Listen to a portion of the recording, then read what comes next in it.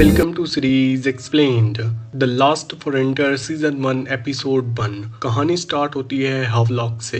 ये एक mysterious criminal है। हावलॉक एक डेंजरस आदमी था। प्लेन में ही उसने अपना दांत तोड़कर हाथ में छुपा लिया जिसमें छोटी सी पिन लगी थी। उस पिन से उसने अपना लॉक खोल दिया। थोड़ी देर बाद प्लेन का एक इंजन ब्लास्ट हो गया।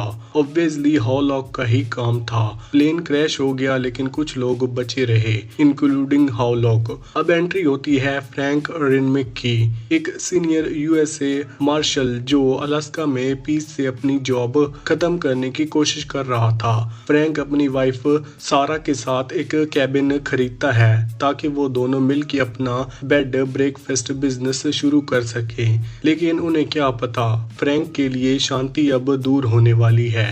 अगली सुबह जब फ्रैंक अपने दोस्तों डैनी और हुच के साथ ड्यूटी पर जाता है, उन्हें एक क्रैश की रिपोर्ट मिलती है। जब वो हेलीकॉप्टर से नीचे देखते हैं, एक बड़ा प्लेन आइस में पड़ा होता है। जैसे ही वो लैंड करते हैं, उन पे अटैक होता है। बच गए कन्विक्ट्स उन पर टूट पड़ते हैं। फ्रैंक अपनी टीम को बचाता है लेकिन डैनी को चोट लग जाती है। एक कन्वेंट फ्रैंक को मारने वाला होता है, तब मार्शल ग्रेजर उसे बचाता है, खुद इंजर्ड होने के बावजूद।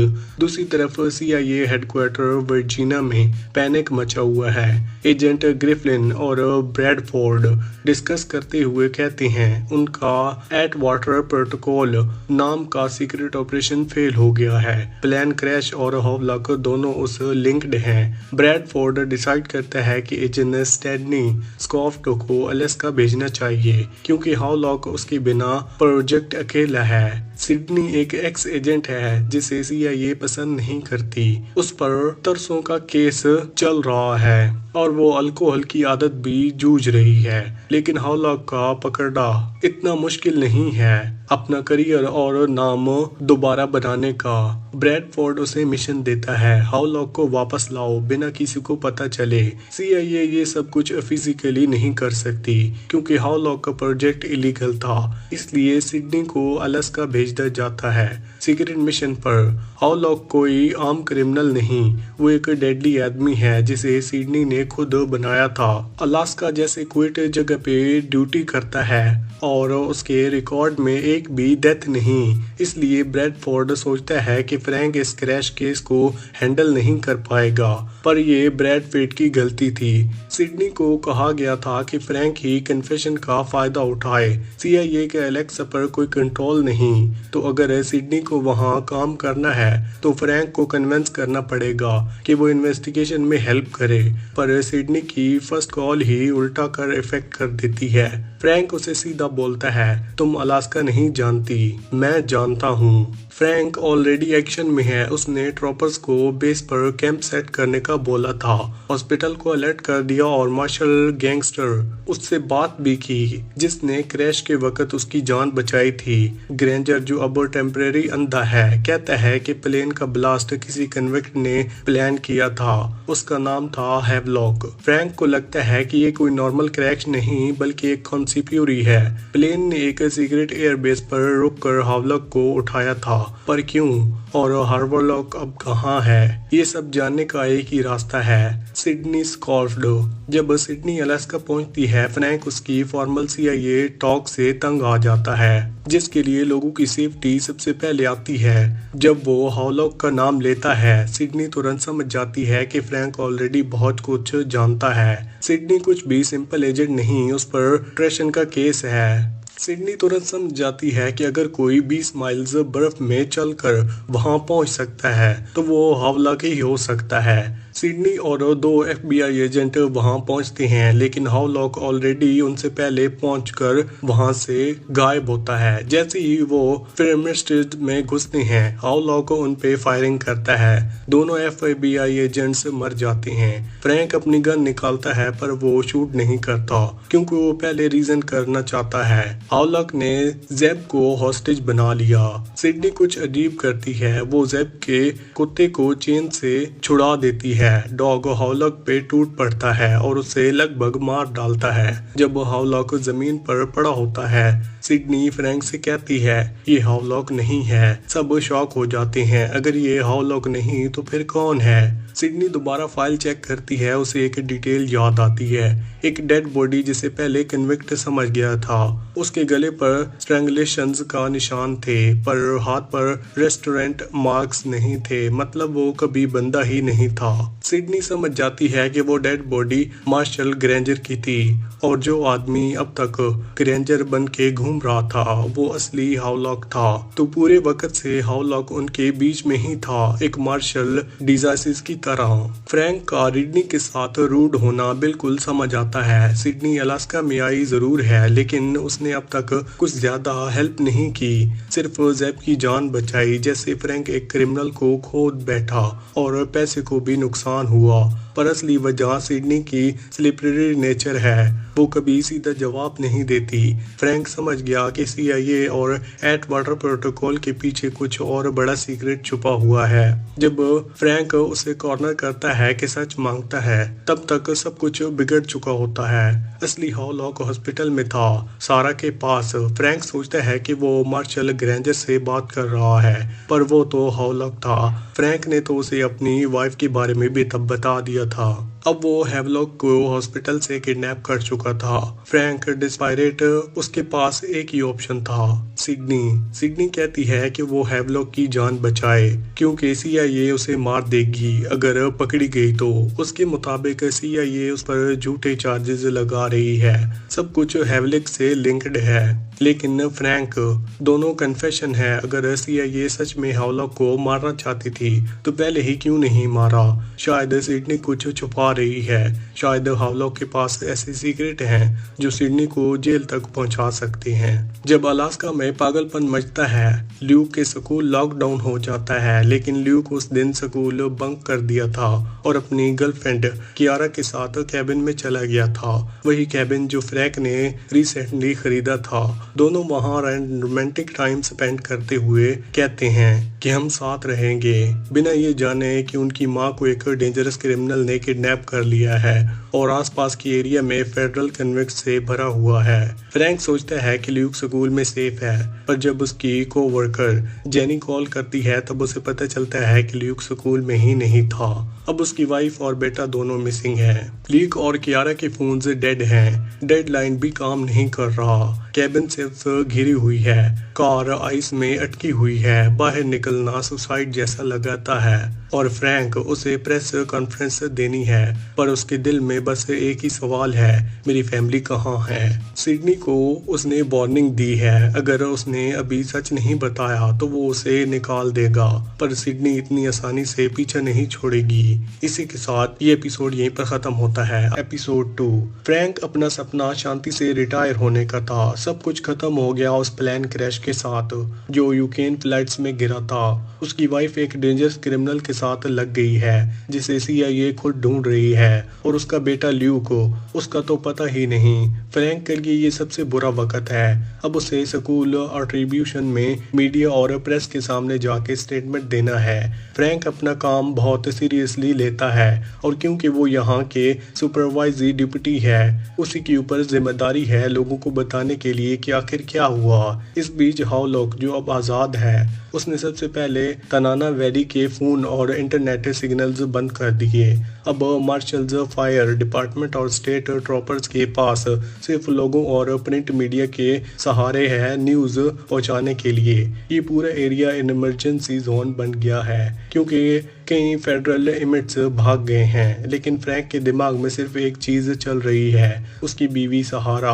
वो हावलॉक को जानता नहीं, इसलिए उसे लगता है कि शायद वो एक पागल आदमी है जो उसकी वाइफ को डरा रहा है। इसलिए फ्रैंक का सब्र खत्म हो रहा है सिडनी के चुप रहने पर। सिडनी का कहना है कि हावलॉक सहारा को इसलिए ले गया है क्योंकि उसे फ्रैंक से कुछ चाहिए। हावलॉक पहले सिडनी का ट्रेंड्स था और वो जानती थी कि वो बिना वजह किसी को टारगेट नहीं करता, मतलब ये एक डील वाली सिचुएशन है, तुम मुझे भी दो मैं तुम्हें भी देता हूँ। लेकिन सिडनी खुद भी कंफ्यूज है, उसे पहले ये समझ आ गया था कि हावलॉक फ्लाइट में था क्यों। ब्रैडफोर्ड उसे तभी सच बताना चाहता था। सिडनी कोऑपरेट करने से इनकार कर देती है। ब्रैडफोर्ड कहता है कि हावलॉक ने सीआईए के सर्वाइवर हैक कर लिए हैं और फाइल्स चुरा ली है। ये फाइल सीआईए के लिए बहुत बड़ी प्रॉब्लम है क्योंकि इनमें से लिखा है इलीगल ऑपरेशन का पूरा डिटेल एट वाटर प्रोटोकॉल। इस फाइल में उन सब लोगों के नाम हैं जिन्होंने सीआईए में मार दिया गया, मारने का प्लान बनाया या फ्यूचर में मरने का सोच रहे थे। समझो ये फाइल लीक हुई तो पूरा सीआईए जल जाएगा। ब्रैडफोर्ड खुद डेंजर में है, इसलिए उसने सिडनी को भेजा हावलॉक को अलास्का से वापस लाने के लिए। आर्ट गैलरी में ब्रैडफोर्ड एक सीनियर एजेंट से मिलता है, शायद उसे भी उस पर आदमी है। वो एजेंट ब्रैडफोर्ड को कहता है कि सिडनी पर भरोसा करना गलती है। तब हमें पता चलता है कि सिडनी पर भी केस लगने वाला है हावलॉक की मदद करने का। क्यों और कैसे ये अभी क्लियर नहीं है। शायद हावलॉक के पास ऐसी जानकारी है जो सिडनी के लिए मुश्किल पैदा कर सकती है। लेकिन सच ये है कि हावलॉक अगर बोलने लगे तो सिर्फ सिडनी नहीं कई बड़े लोगों की जिंदगी बर्बाद हो सकती है। और हावलॉक उसे तो शायद इन सब से कोई फर्क भी नहीं पड़ता। हावलॉक ऐसे लोगों में है जो सबके सामने चुप रहकर काम करते हैं और फ्रैंक के लिए ये शौक की बात नहीं होनी चाहिए थी। जब उसे पता चला कि हावलॉक उसके घर तक पहुंच गया, फ्रैंक और सहारा के घर। हावलॉक अब वहीं था, लेकिन पड़ोसी ने उसे ड्राइव वे में देखा था। उसने रात भर फ्रैंक के घर में घुसकर उसके सामान के साथ छेड़छाड़ की, जैसे वो उसे समझने की कोशिश कर रहा हो। उसने फ्रैंक के कंप्यूटर तक एक्सेस कर लिया। अब उसके पास मार्शल के डेटाबेस और प्लेन की पूरी लिस्ट थी। सबसे अजीब बात ये थी कि हावलॉक ने वहाँ एक टेप रिकॉर्डर छोड़ा था बिना रिकॉर्डिंग के। लगता तो रैंडम था, पर सिडनी ने वो टाइप पुलिस के आने से पहले ही उठा ली। पहले लगता था जैसे वो फ्रैंक के लिए ये छुपाएगी, पर बाद में वो चुपके से फ्रैंक को दे देती है। अब सिडनी ये हेल्प कर रही थी या फ्रैंक को मैनिपुलेट करने के लिए, या कोई नहीं जानता। लेकिन जब फ्रैंक टेप चलाता है उसमें सहारा की दिख रही होती है बंधी हुई, और फ्रैंक से कह रही होती है कि वो एक इनमेट को आज़ाद करे। वो बंदा था हेनरी, और हमने पहले भी देखा था एक ऐसे सीन में जहां उसने एक गाड़ी रोकी थी, अपने मेंटल के हालो आर्म से कुछ कैश निकाला और ड्राइवर से बोला कि उसे पुलिस के पास ले जाओ। उस वक्त लगता था कि हेनरी सिर्फ जिंदा रहना चाहता है क्योंकि उसके दोनों हाथ नहीं थे। फिर भी वो समहाउ ठंड और दर्द से भरकर पुलिस स्टेशन तक पहुंच गया। पर अब जब पता चलता है कि हावलॉक फ्रैंक से हेनरी को छुड़वाने की डिमांड कर रहा है तो बात कुछ और ही लगती है। हेनरी कोई छोटा मोटा चोर नहीं था। जब उसका रिकॉर्ड निकलता है तो पता चलता है कि वो मनी लॉन्ड्रिंग था, एक ऐसा बंदा जो बड़े बड़े गैंग्स और ऑर्गेनाइजेशन को पैसे साफ करता था। लेकिन जब वो खुद ग्रीडी हो गया तो जिन्होंने उसे काम करवाया उन्होंने उसे जिंदा जलाने की कोशिश की, तब उसके दोनों हाथ जल गए। जब फ्रैंक उससे मिलता है हेनरी बिल्कुल फियरलेस है। उसे ना फ्रैंक का डर है ना मार्शल बजट का। फ्रैंक जानता है कि हावलॉक ने उसकी वाइफ को पकड़ा है, पर हेनरी कहता है कि वो हावलॉक को जानता तक नहीं। ये सब फ्रैंक के लिए डेड एंड लगता है, पर हावलॉक हेनरी में ऐसा क्या देख रहा है, ये सबसे बड़ा सवाल है। सिडनी को मानना है कि हावलॉक जो मांग रहा है वो दे देना चाहिए, लेकिन फ्रैंक मार्शल होने के नाते अपना फर्ज तोड़ नहीं सकता। सारा भी जानती है कि फ्रैंक अपनी ड्यूटी को अपनी बीवी से ज्यादा मानते हैं। यही फ्रैंक और उसकी कम्युनिटी की खासियत है। वो लोग हमेशा दूसरों के लिए खड़े रहते हैं, चाहे खुद पर कुछ भी हो। लेकिन फ्रैंक के लिए ये फैसला सबसे बड़ा मोरल टेस्ट बन गया है। क्या वो अपनी वाइफ को बचाएगा या अपनी औथ निभाएगा। सिडनी के कहने के मुताबिक हावलॉक सीआईए के खिलाफ काम कर रहा है, और अगर वो आर्चीव 6 किसी और को बेचना चाहता है तो हो सकता है हेनरी सिकलर ही उस डील के लिए बंदा हो। पर सिडनी कहती है कि हावलॉक के प्लान्स इतने सिंपल नहीं हैं और फ्रैंक के लिए ये समझना मुश्किल है। फ्रैंक की टीम के पास रेस्क्यूज की कमी है। फ्यूल, फूड सब कुछ कम है, फिर भी वो लोग पूरी मेहनत से काम कर रहे हैं। कोल ने समझ लिया है कि हेनरी सिकलर खुद सरेंडर क्यों किया था और ये बात हावलॉक से बिल्कुल अलग है। हेनरी ने डिपार्टमेंट ऑफ जस्टिस के साथ एक डील की है, मतलब अगर वो बड़े क्रिमिनल के बारे में सच बताता है तो उसे विटनेस प्रोटेक्शन मिल जाएगी, नया नाम और नई जिंदगी के साथ। हेनरी का कहना है कि उसका हावलॉक से कोई लेना देना नहीं है और वो ठीक कहता है। जब उसे एक सेफ डील मिल गई है तो वो अपनी जान क्यों रिस्क में ले एक अजनबी के लिए।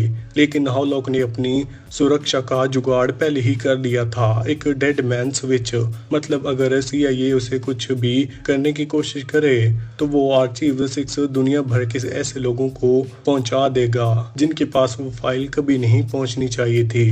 जब तक CIA उस स्विच को डिसेबल नहीं करती, हावलॉक अनटचेबल है। इस सब के बीच सहारा भी अपनी पूरी हिम्मत दिखा रही है। उसने अपने हाथ खोल लिए हैं और हावलॉक को छुरा मार दिया है, लेकिन हावलॉक ने उसे सीढ़ियों पर धक्का दे दिया और वो गिर गई और जब वो होश में आई तो फिर उसे बंधी हुई थी। फ्रैंक का प्लान भी कुछ कम स्मार्ट नहीं था। उसने एक आदमी पर हेनरी के आर्टिफिशियल आर्म्स लगाए और उसका चेहरा हुडी से छुपा दिया।